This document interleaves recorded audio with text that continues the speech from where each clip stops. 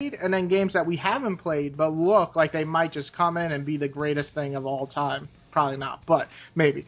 So, without any further ado, I'm going to let Nick start off with games that we've already played this year up until we are in September now, and they might be the game of the year, and then we'll discuss 3 that we think might even be better than the ones we played.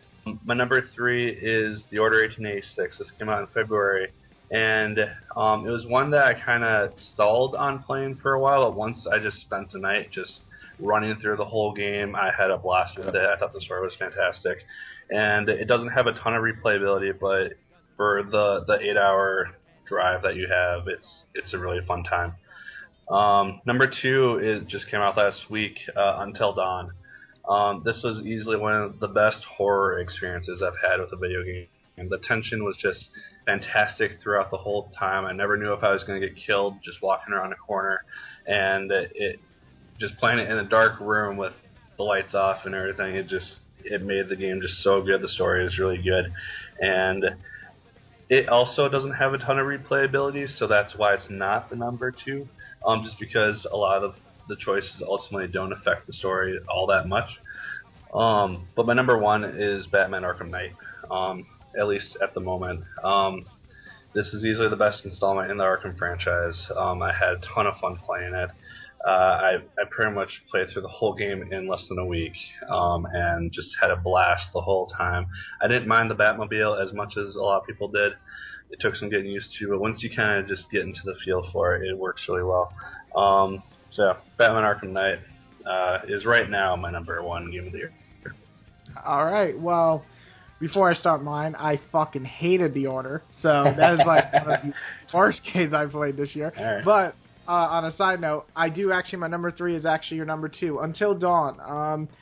I thought it looked cool, but I thought it was going to be kind of like, a 6 out of 10 type interactive movie type game.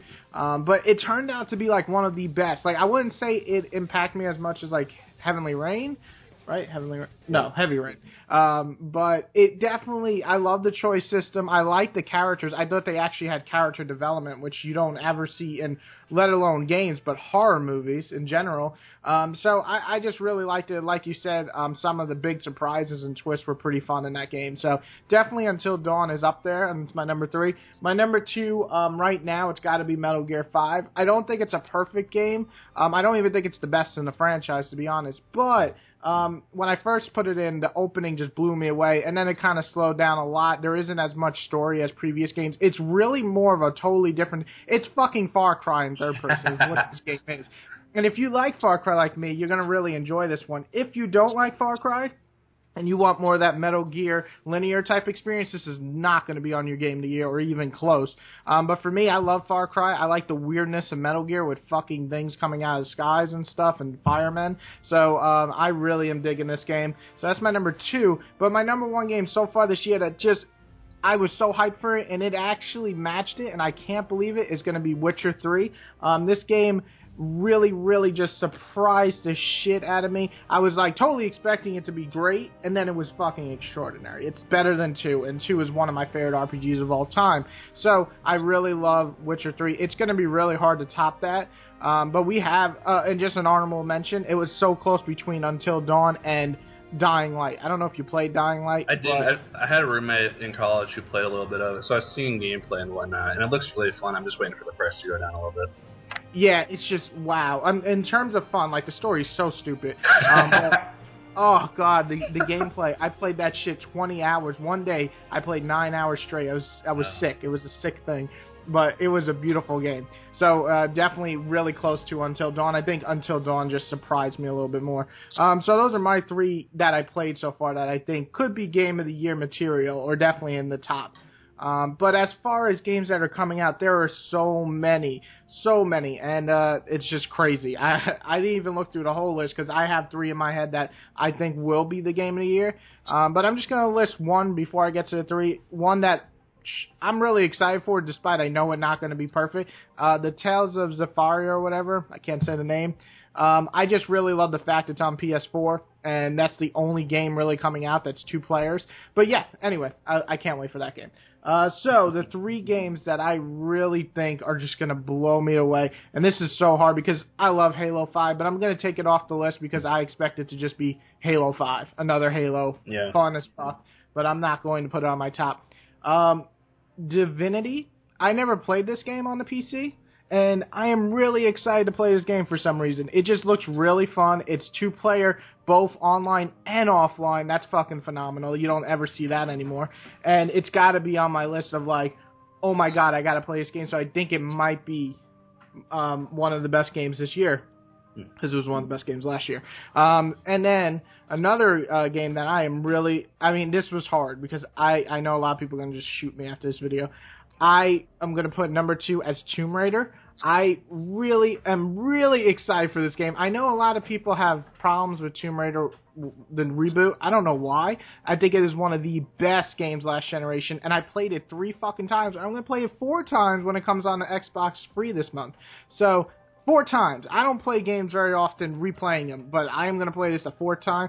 So number 2 just looks like that, but better. And then my number 1, and I know people are just going to flip the fuck out because they're like, where's the games that I love?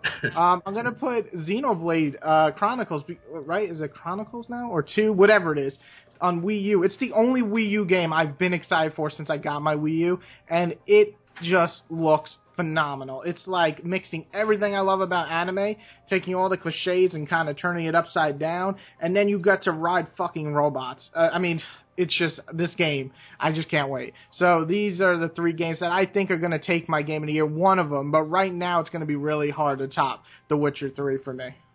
I gotta agree with your honorable mention with Halo 5 because I mean I'm gonna get it obviously, but I'm pretty much just gonna play through the story. I never really enjoyed multiplayer with those types of games because they just end up really repetitive for me. So I am very excited for Halo 5, but it did not make my list. But my list is somewhat different than yours. You had one of the same titles as I did. So this will be interesting. Number 3 for me is Assassin's Creed Syndicate. And the reason for this is because it would appear that Ubisoft has listened to its audience. It realizes, oh, we fucked up with Unity. We made some mistakes. We released a glitchy, unfinished game. I enjoyed Unity for the story, and then the glitchiness just got to me, so I couldn't do the side stuff. But yeah, Assassin's Creed Syndicate looks fantastic. I really like the age that's set in, just the Industrial Revolution in England. It's not really something I know a ton about as a history major, so just that in and of itself just interests me. And you play as 2 characters. Yeah, right? exactly. You get to play as 2 characters. I don't really know how they're going to do that, if they're going to do like you choose who you want to play through a mission as, or if they just have 2 separate paths where you like just do a mission as one guy and then a mission as the sister, and then just go back and forth. I think they might do like I think I heard in an interview they're going to do more like a Grand Theft Auto 5, where you can they're like doing their own thing, but you can just switch on the go, which is pretty cool. That's very cool. I do want to see them try to like integrate the modern story a little bit back more into like the core of the game, because Assassin's Creed 1 through 3 really did focus on Desmond and the modern story and like the drama of that, and 4 and on has just kind of ignored that. It's been very simplistic and not nearly as much fun or important. So I would really like to see them kind of put more focus on that, and maybe they will for this game. I haven't seen anything about the modern story for Syndicate. Yeah. Number 2 is Fallout 4, and I have never really been a huge Fallout fan. I've tried to play Fallout 3 numerous times, just never was able to get into it. I generally need a story just kind of somewhat pulling me along in order for me to get really invested. But Fallout 4 looks fantastic, and I think this is definitely the one that's going to get me invested into the franchise and just really make me love it again. And just everything that I've seen just looks great, and so I'm really excited for this. And then coming out on the same day as that, my number 1 choice is Rise of the Tomb Raider. The original Tomb Raider was my game of the year in 2013. And so I am very, very excited for Rise of the Tomb Raider, the sequel to this.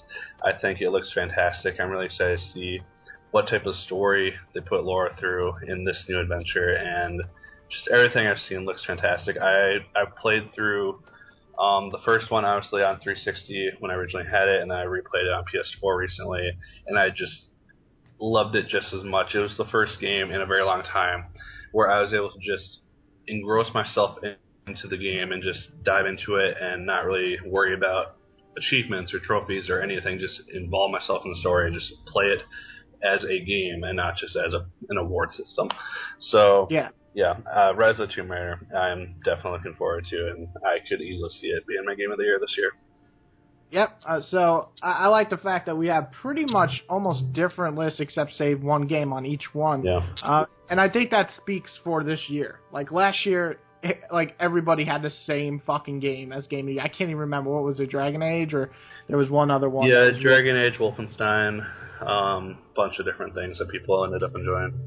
Yeah, but last year was just so easy to pick, and this year it's already hard. Like, to me, this is one of the harder years to pick a game of the year, especially in the upcoming months. Like, some games I didn't even mention that I just don't think will be game of the year, but I can't wait for, like, Rainbow Six, and then the Uncharted collection. Those games are going to be super fun.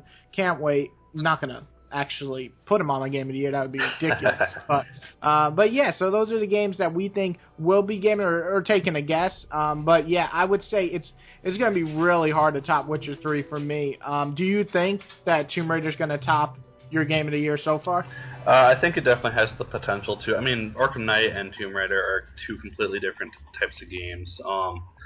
So it'll ultimately come down to which one I thought I had the most fun and enjoyment with. And because Tomb Raider is seemingly a little bit more linear story-wise, it might win it for me because those are the types of games that I tend to enjoy the most.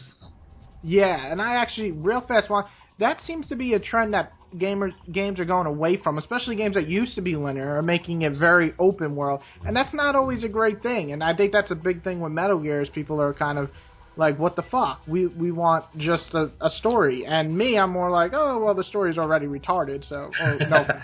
I mean, just as a quick example, a couple years back, Final Fantasy 13, much more linear story to it, but it was easily one of my favorite Final Fantasy games, just because of how direct the story was, and I generally like that, because when you're given basically the whole world to explore right off the bat, it doesn't really seem like you kind of earn that ability. So once you eventually do get to like kind of roam around and do things, you do feel like you kind of earned it and you made your way up to it.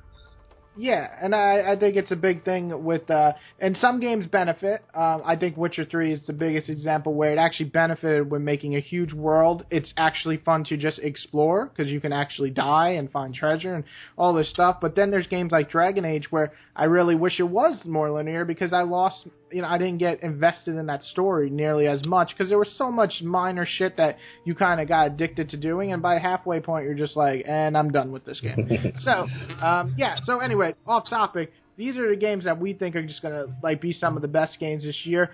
Anybody who's watching, list yours below what you think are going to be the game or what you think is already game of the year and what can actually top it. And I guess that's it. Thank you guys for watching, and put your shit right below. Don't actually shit below, but you know.